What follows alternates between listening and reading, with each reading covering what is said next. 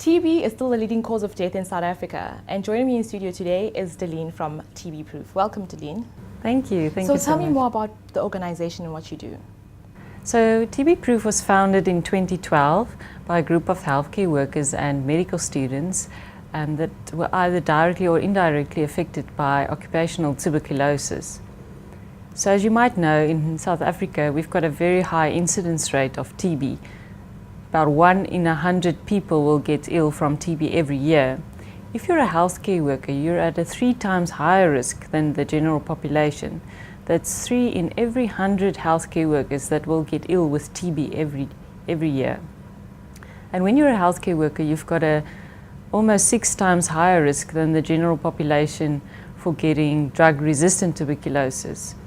So this is tuberculosis that the first-line drugs that we have don't work for.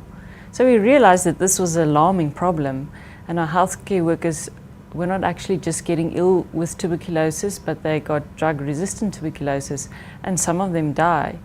So, and I mean, Deline, while you were still a medical student, you also were infected with drug-resistant TB. Can you just take me through that? So I wasn't infected while I was a medical student. Okay.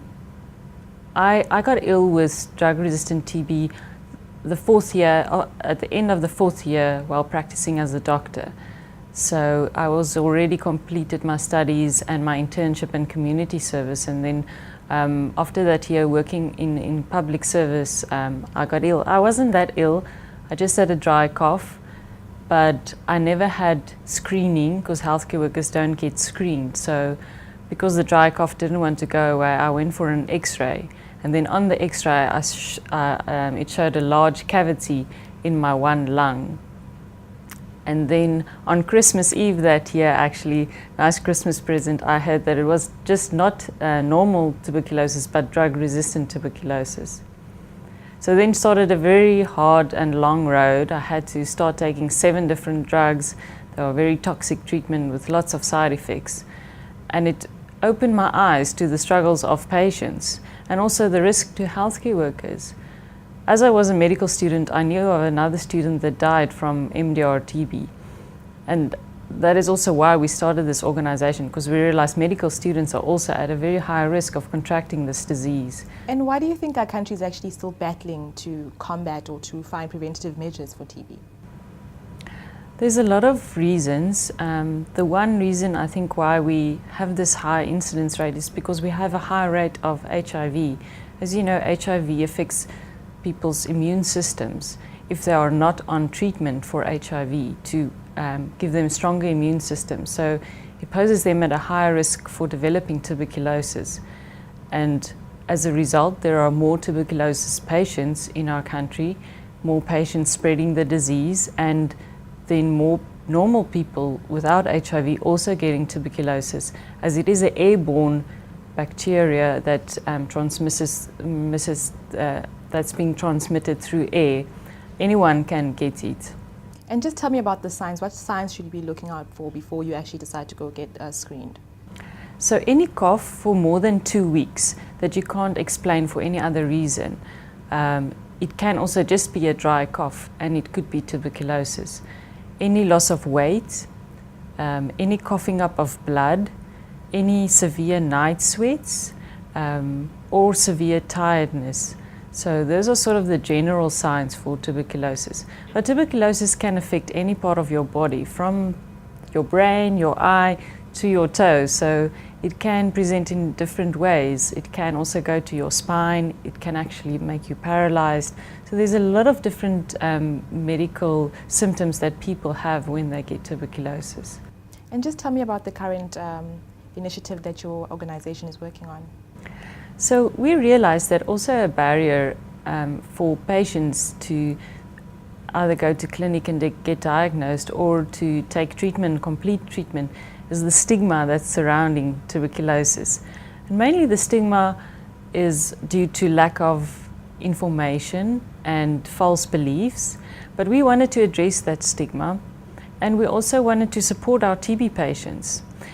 And as you know, Monday was World TB Day, so we thought how we can get people's attention on this important problem on World TB Day. And we realized that maybe we'll get their attention if we wear something like this. As you'll see, if I put it on, you'll immediately wonder, what is this about?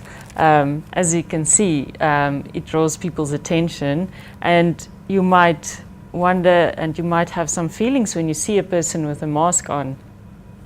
You might feel scared, you might avoid this person.